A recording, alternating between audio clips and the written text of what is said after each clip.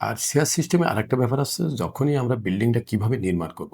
বিল্ডিংটা নির্মাণ করার জন্য সর্বপ্রথম হচ্ছে জমিটা অল বাউন্ডারি করা থাকবে, পাইলিং করা থাকবে, বেসমেন্ট তৈরি করা হবে এবং প্রত্যেকটা ছাদ ঢালাই যখন হবে, প্রত্যেকে আমাদের যে কমিটি থাকবে তারা দেখাশোনা করবে এবং যে ইঞ্জিনিয়ার নিয়োগ করা থাকবে, ইঞ্জিনিয়ার মহোদয়ও ওইটা পুঙ্খানুপুঙ্খভাবে দেখবে।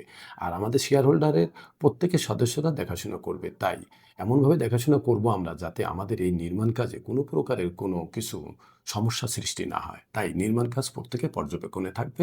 প্রত্যেকটা ধাপে, ধাপে আমরা দেখব এবং প্রতি মাসে এই নির্মাণ একটা ছাদ হয়ে যাওয়ার পরে আমরা প্রত্যেকেই একেকটা মিটিং করব। মিটিং করে কোনটা সুবিধা অসুবিধা সব যাচাই বাছাই করে সবার সম্মতিক্রমে পরবর্তী ধাপে আমরা ডিসিশন নেব। তাই নির্মাণ খরচ প্রত্যেকবারই এভাবে হিসাব হবে এবং নির্মাণের গুণগত মান নিয়ে প্রতিটা মিটিংয়ে কথাবার্তা হবে। কারো কোনো অবজেকশন থাকলে, কারো কোনো মত থাকলে, অভিমত থাকলে, পরামর্শ থাকলে সবাই সেখানে বলতে পারবে। আমরা সেটাকে গ্রহণ করে পরবর্তীতে সেই ধাপে আগানো যাবে।